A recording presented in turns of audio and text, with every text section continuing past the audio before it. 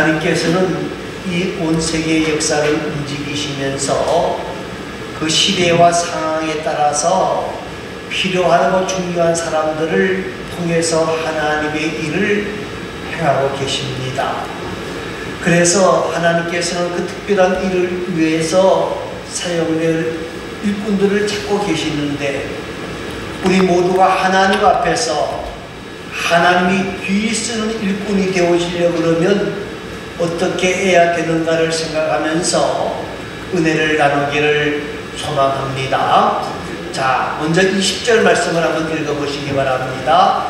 20절 말씀 다 같이 읽겠습니다. 큰 집에는 금그릇과 은그릇뿐 아니라 나무그릇과 질그릇도 있어 귀하게 쓰는 것도 있고 천하게 쓰는 것도 있나니. 예, 하나님의 교회에는 금그릇도 있고 은그릇도 있고 나무그릇도 있고 질그릇도 있다는 거예요. 그런데 오늘 금이나 은이라고 해서 다 귀하고 나무그릇이나 질그릇이라고 해서 귀하지 않다는 게 아니에요. 여러분, 많은 사람들이 이 금의 크기를 굉장히 중요하게 생각을 하고 있는데 그것은 잘못된 것이라는 거예요. 오늘 금과 은과 질과 나무그릇, 이 모든 것들이 있어야만이 하나님의 교회는 움직일 수가 있다. 그래서 정말 하나님이 귀히 쓰이는 사람은 어떤 사람이냐, 일꾼은 어떤 사람이냐, 자기의 사명이 무엇인지를 아는 사람이에요. 제가 먼저 있던 교회 집사님 한 분이 있었는데, 이분이 장로 피택을 하려고, 투표를 하려고 그러니까 그때 분위기로 봐서는 이분이 제일 많은 표를 받아서 장로님이 될 분입니다. 그런데 이분이 찾아왔어요. 뭐라 그러고 하면요, 목사님, 저는 절대로 장로가 되면 안 됩니다. 왜 그러시냐? 저는요, 가르치는 은사가 전혀 없습니다. 그래서 제가 가르치는 은사가 없기 때문에 다른 사람들을 가르칠 수가 없습니다. 저는 안수 집사로 만족합니다. 정말 이분은요, 자기에게 주어진 그 안수 집사에 대한 정말 최선을 다해서 일합니다. 기도하는 것도 농사가 한 4만 평 돼요. 그 4만 평 농사를 지으면서도 하나님 앞에 나와 기도하는 것 굉장히 많이 합니다. 그리고 겨울에 눈이 오면요, 자기 집 농장도 있고 목장도 있고 그런데 뭐부터 하느냐? 트랙터 끌고 교회 와서 교회 마당에 눈을 실어나가요.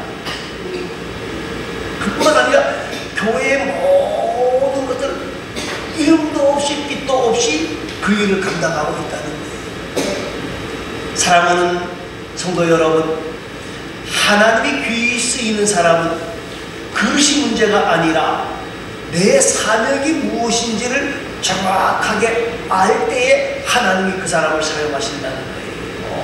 여러분, 우리는 말입니다, 나는 그릇이 달란트가 적다 이렇게 말하지 말고 정말 하나님 앞에서 나에게 주어진 달란트가 무엇인지, 그리고 나에게 주신 은사가 무엇인지를 가지고 최선을 다해 일할 때에 하나님은 그 사람을 귀히 쓰이고 그 사람을 통해서 하나님의 나라를 확장시켜 갈 뿐만 아니라 모든 사람들에게 사랑과 칭찬받는 자로 만들어 주신다는 사실을 기억하시면서 우리 모두가 하나님 앞에서 귀히 쓰이는 자가 되어지기 위해서 먼저 우리의 사명이 무엇인지, 나의 사명이 무엇인지를 다시 한번 확인하는 복되고 아름다운 자들이 되시기를 바랍니다.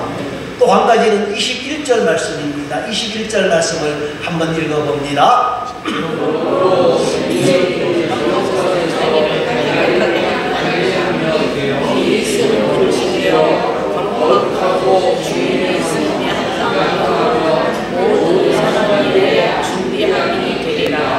자, 여러분, 그릇을 사용하는 데 있어서 금그릇이냐 은그릇이냐 그릇이냐 질그릇이냐 이게 중요한 게 아니에요. 여러분 어떤 그릇을 사용합니까?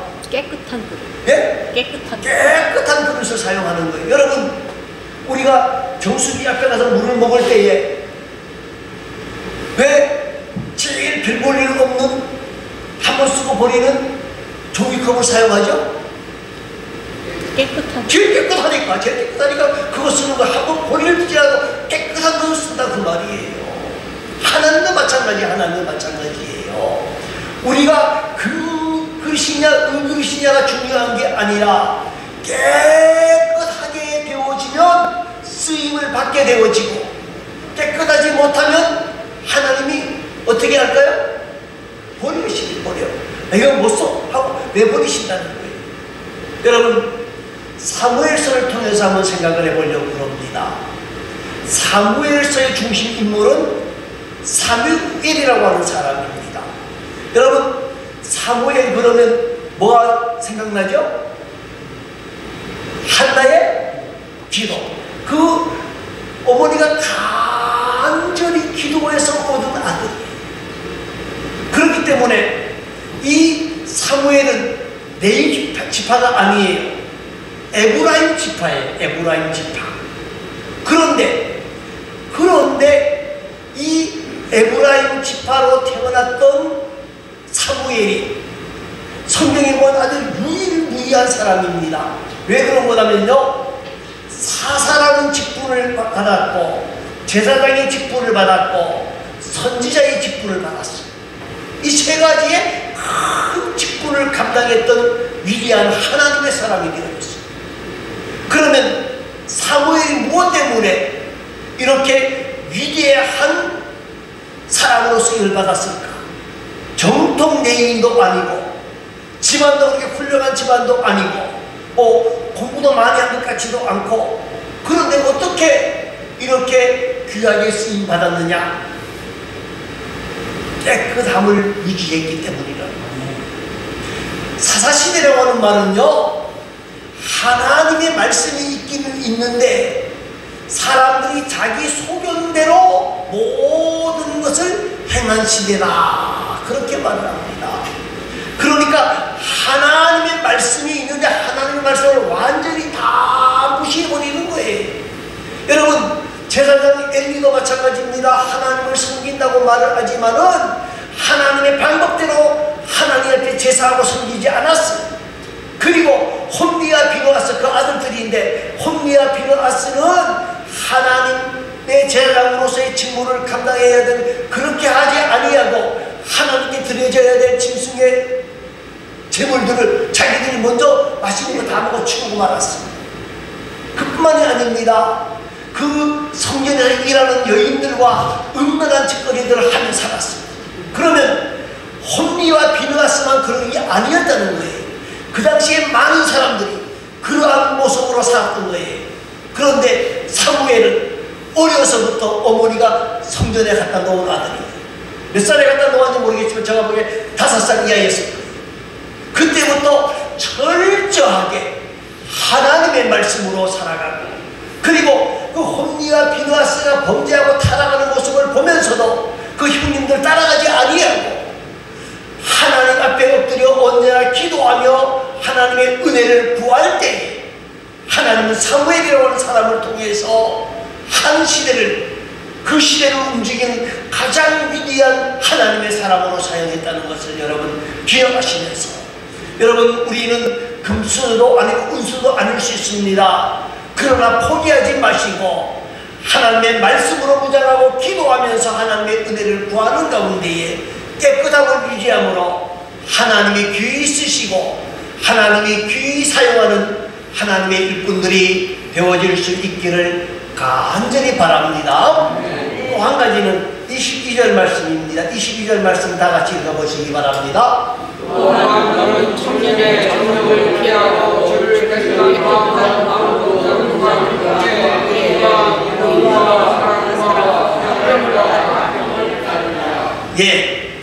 여러분 이 본문 속에서 우리가 중요하게 보아야 될 단어가 있는데 그 단어는 크게 두 가지입니다. 함께라는 단어와 따르라는 단어입니다. 믿음과 사랑과 화평을 따르라 그랬는데 의와 함께 따르라. 이 말은 동력하라 그 말이에요. 여러분, 동력자하고 동업자하고 비슷합니다, 단어가. 그런데 동력자하고 동업자하고는 천지 차이입니다. 여러분, 사람들이 그러죠. 형제끼리도 뭐 하지 말아라? 예? 동업하지 말아라. 왜요? 아니, 형제끼리 동업해서 사업을 확 키워야 될 텐데 왜 그럴까요? 이 동업자는 최소한의 희생을 하고 물론 최대한의 이익을 얻으려고 하는 것이 동업자예요. 그런데 동력자는 자기는 희생하고 자기는 낮추어지고 앞서 행하는 사람을 세워주는 게 동력자예요. 여러분, 우리가 능력이 많은 것도 중요합니다. 그런데 능력 많은 것보다도 더 중요한 게 뭐냐면요, 하나님이 사용하시는 사람은 동력할 줄 아는 사람이에요. 여러분, 많은 사람들이 동력하라 그러면 동력할 수 있습니다. 그런데 할 수 있는 건 맞는데 다들 뭐 하려고 그래요? 대장만 하려고 그래요. 대장만 하려고 그러지 옆에서 뒤에서 도와주는 참여는 안 하려고 그런다는 거예요. 그런데 하나님이 사용하시는 사람은 어떤 사람이냐? 협력하고 동력할 줄 아는 사람. 그런 사람이 있을 때에 하나님의 나라의 역사가 아름답게 진행되어지고 귀하게 진행되어지는 겁니다. 여러분, 우리는 잘 아는 출애굽기 17장에 있는 사건을 다시 한번 생각을 해보려고 합니다. 이스라엘 백성들이 광야 40년 생활을 하는 가운데에 느비딤에서 아말렉 민족을 만나게 되어집니다. 이 아말렉 민족은 좀 우리말로 말하면 은큼한 녀석이라서 어떻게 하느냐? 이스라엘 뒤쪽에 와서 뒤통수를 때리기 시작하는 거예요. 그래서 하나님의 사람 모세가 아론과 훌과 같이 산 위에 올라가서 손을 높이 들고 뭘 하죠? 기도합니다. 그런데 손이 내려오면 누가 이겨요? 아말렉이 이기고, 손을 높이 들면 누가 이겨요? 이스라엘이 이겨요. 사람이 손을 높이 들고 얼마나 들고 있을 수 있을까요? 오래 못 가요. 30분? 넉넉 잡아서 한 30분. 그럴 때 아론과 훌이, 아론은 모세의 형님이고 훌은 명이라고 저는 보고 있습니다. 그러니까 동생 힘들지? 내가 대신 기도해 줄게. 그럴 수도 있어요. 그런데 대신 기도한 게 아니라 그들은 어떻게 했습니까? 네? 양쪽에 손을 붙잡아 주므로 모세의 손이 내려오지 않게 해서 이스라엘 백성들이 그 전쟁에서 크게 승리하게 만드는 역사가 있게 되어지는 거예요. 여러분, 모세가 훌륭합니다만은요, 모세 혼자서 한 게 아니라 이름도 빛도 없이 도와줬던 아론과 훌이 있었기 때문입니다. 여호수아가 여호수아 되기까지에는 여러 사람들이 있었습니다만 우리가 잘 아는 누구 있죠? 갈렙이라고 하는 사람이 있습니다. 바울이 복음 전도를 위해 많이 수고했는데 바울 혼자서 그 일을 다 감당하지 못했어요. 디모데도 있었고 실라도 있었고 바나바도 있었고 여러 사람들이 있었기 때문에 하나님의 나라가 든든히 서가고 아름다워지고 귀하게 되어지는 역사가 있었다는 사실을 여러분 기억하시면서 우리 모두가 동력자의 의식을 회복하고 동력하는 자가 되어질 때에 하나님은 크게 역사하신다. 그리고 그런 사람을 하나님이 귀하게 보시고 귀중하게 사용하신다는 사실을 확인하시고 우리 모두가 동법자가 아니라 동력자가 되어지기를 위해 힘쓰고 애쓰는 귀하고 아름다운 하나님의 사람들이 되어질 수 있기를 바랍니다. 자, 그리고 25절 말씀을 한번 읽어보시기 바랍니다. 25절입니다. 거역하는 자를 온유하고 회개하리니 오 하나님이 그들에게 회개함을 주사 진리를 알게 하시리라. 자, 하나님이 귀히 쓰는 사람은 어떤 사람이냐? 온유한 사람, 온유함으로 온유한 사람을 하나님이 사용하신단 말입니다. 여러분, 온유라는 말은 친절한 모습, 다른 사람과 다투지 아니하는 모습, 무례함이 없는 모습, 이것이 온유하다 그러는데, 다시 말하면 십자가의 마음을 가지는 것이 온유한 사람입니다. 여러분, 온유한 사람은 약자같지만 강한 사람이에요. 여러분, 그런데 하나님이 어떤 사람을 사용하시느냐? 혈기 넘치고 이런 사람이 아니라 온유한 사람을 하나님이 사용하신다. 여러분, 모세를 보시기 바랍니다. 모세는 애국의 왕자로 대접을 받는 사람이에요. 양자로 들어갔기 때문에 애국의 왕자의 반열에 들어가 있는 사람입니다. 그래서 공부도 많이 했고 어깨에 힘도 많이 들어갔어요. 그런데 하나님이 이 혈기왕성한 모세를 사용한 게 아니에요. 얼마나 힘이 많고 능력이 많았는지 어떻게 해요? 사람 두들겨 패서 죽였던 사람이 이 바로 모세예요. 그런데 이 모세가 사람을 죽이고 광야로 도망을 갑니다. 광야로 도망을 가서 이제 다시금 고향으로 돌아갈 날을 기다리는데 그 1년이 지나도 10년이 지나도 돌아갈 수가 없는 거예요. 그래서 그가 거기서 훈련을 받으면서 생각해낸 게 뭐냐? 나는 도무지 내 힘으로는 아무것도 할 수 없다. 이걸 받아들였어요. 그리고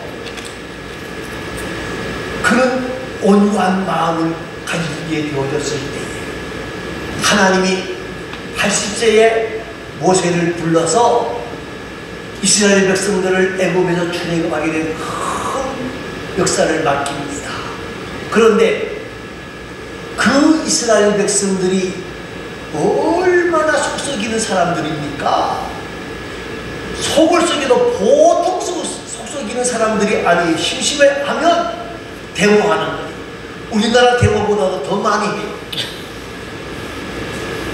그런데 성경은 민수기 12장 3절에서 뭐라 그렇게 모세는 온유함이 지면의 모든 사람들보다 승하다.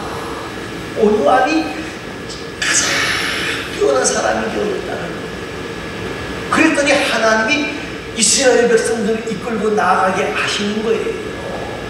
민수기 12장에 그런 말씀이 나오는데 민수기 14장에 보면요, 이스라엘 백성들이 모세와 여호수아와 갈렙을 향해 돌을 던지면서 죽여버리겠다 그럽니다. 그럴 때 하나님이 화가 나셨어요. 전염병을 가지고 이들을 진멸하시겠다 그랬습니다. 그때 모세가 어떻게 했습니까? 하나님 감사합니다. 예? 악한 저놈들을 멸망시켜 주시고 의로운 저를 알게 해주시니 대단히 감사합니다. 그리고 저의 미신을 세워주셔서 감사합니다. 그렇게 기도했습니까? 아니, 뭐라고 기도했죠? 하나님 앞에 간절히 엎드려서 하나님, 이 백성을 뭐 해주세요? 용서해 주세요. 하나님, 이 백성을 용서하지 않는다 그러면 나 천국 안 가도 돼요. 그렇게까지 강하게 강력하게 부르짖으면서 용서를 구했던 거예요. 사랑하는 성도 여러분, 하나님은 온유한 사람을 사용하셔서 하나님의 나라를 만들어 간다는 거예요. 그러면 많은 사람들이 이렇게 말합니다. 목사님, 그건 성경 얘기인데요, 요사이 온유하면요 사람들이 나를 병신으로 알고요, 바보 청치로 알고요, 밟고 올려서려고 그래요. 그렇게 말을 합니다. 여러분, 그 말이 맞을 수도 있어요. 그런데 잘 이해가 되지 않겠지만은 말입니다, 하나님의 말씀을 붙잡고 온유한 삶을 살아가려고 애쓰면 하나님이 높여주신다는 걸 아셔야 돼요. 아브라함의 경우를 우리가 한번 생각해 보십시다. 창세기 13장에 보면 아브라함의 이야기가 나오는데, 아브라함이 자기 조카 노세과의 관계를 헤어질 관계가 되어졌습니다. 그럴 때에 아브라함이 뭐라 그래요? 너가 좋은 거 택해라. 너가 어느 것을 택하든지 나는 너 반대편으로 가게 되어질 것이다. 그러니까 조카 노는 동편, 물이 넉넉한 동편을 택했습니다. 참 바보같이 아브라함은 엄청난 손해를 보았습니다. 그런데 우리가 잘 아는 것처럼 결과는 어떻습니까? 아브라함은 비옥한 토지가 아니지만은 정말 척박한 땅을 택했지만은 하나님께서 젖과 꿀이 흐르는 가나안 땅을 그 후손들에게 주겠다고 약속하셨고, 그리고 그 기업을 만나게 되어졌지만은 롯은 우리가 잘 아는 것처럼 그 반대로 불행한 모습으로 생을 마감하게 되는 것을 보게 되어집니다. 여러분, 하나님이 사용하는 사람은 어떤 사람이냐?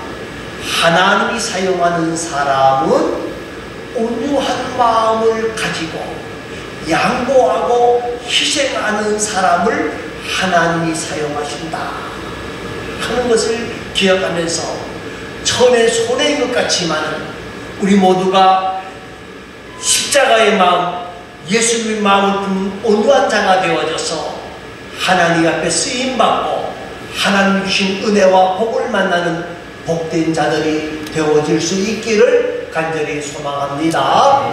또 한 가지는요, 26절 말씀입니다. 여러분, 26절 말씀을 한번 다 같이 읽어보시기 바랍니다. 그들로 되어 마귀의 올무에서 벗어나 하나님의 사랑을 힘입하여 그 길을 따르게 하시리라. 여러분, 하나님 앞에 쓰임받는 사람, 하나님이 귀 쓰는 일꾼이 되어지려고 그러면 어떻게 해야 되느냐? 하나님께 사로잡힌 자가 되어져야 돼요. 하나님께 사로잡힌 자가 되어져야 되는데, 한번 생각해 보시기 바랍니다. 지금 이거 볼펜입니다만 이 몽땅 연필이라고 하십시다요. 이 몽땅 연필이, 시인이 이 몽땅 연필을 잡으면 뭐가 되어져요? 시. 놀라운 시가 나와요. 화가가 이 몽땅 연필을 잡고 사용하면 뭐가 되어져요? 멋진 그림이 나와요. 작곡가가 이걸 가지고 오선지에 그리면 뭐가 되어져요? 노래. 아름다운 노래가 나오게 되어져 있어요. 몽땅 연필이 하는 게 아니고 누구에게 붙잡혀 있느냐가 중요한 거예요. 네. 여러분, 몽땅 연필이라고 하는 존재도 그 사람에게, 시인에게 붙잡히면 시가 나오고, 작곡가에게 붙잡히면 노래가 나오고, 화가에게 붙잡히면 그림이 나오는 것처럼 우리는 하나님의 손에 붙잡혀야만 하나님의 귀에 쓰이는 사람이 되어지게 된다는 거예요. 여러분, 창세기 39장은 그 사건에 대해서 자세하게 설명을 합니다. 누구의 이야기예요? 요셉의 이야기예요. 요셉이 애굽의 국무총리가 되어졌던 이유가 뭐냐? 요셉과 하나님이 함께 하심으로 그가 형통한 자가 되어져서 그에 가는 모든 범사에 형통하게 되어졌더라 하고 기록해 놓고 있는 거예요. 여러분, 우리는 하나님이 귀히 쓰이는 사람이 되어지기 위해서 어떻게 해야 되느냐? 하나님께 붙잡혀야 돼요. 하나님께 사로잡혀야 돼요. 하나님께 사로잡히는 방법은 여러 가지가 있지만 크게 세 가지입니다. 여러분 말씀을 붙잡으시기 바랍니다. 말씀 붙잡으시기 바랍니다. 말씀은 능력이 있습니다. 살아나는 역사가 있습니다. 만물을 새롭게 하는 역사가 있습니다. 말씀대로 살아가려고 여러분 힘쓸 때에 하나님이 붙잡아 주시는데, 또 한 가지는 기도하는 자입니다. 기도해야 돼요. 기도하는 자가 되어져야 돼요. 여러분 정말 무슨 일을 만나기 전에, 무슨 일을 결정하기 전에 하나님의 선하신 뜻을 위해서 간절히 엎드려 기도하는 사람을 하나님 붙잡고 사용하십니다. 그리고 하나 더는 준비하는 자입니다. 농부가 씨를 뿌릴 때에는 뭘 기다리려고 해요? 단을 기다리려고 그래요. 열매를 기대하면서 씨를 뿌리는 거예요. 씨를 뿌리지 아니하면 열매가 있습니까? 없습니까? 없어요. 그리고 그 열매를 뿌려놓고 뭐 해야 돼? 인내하면서 기다려야 돼요. 여러 가지 모양으로 준비하면서 기다려야 되는 거예요. 정말 열심을 다하여 씨를 뿌리며 정말 선한 일을 위하여 애쓰고 수고하며 나아갈 때에 하나님은 그런 사람과 함께하여 주시고 붙잡아 주시며 사로잡아 주셔서 하나님께서 형통하게 하실 뿐만 아니라 귀하게 사용하신다는 사실을 기억하고 우리 모두가 하나님 앞에서 귀하게 쓰임받는 하나님의 일꾼들이 다 되어질 수 있기를 간절히 소망합니다. 기도하겠습니다.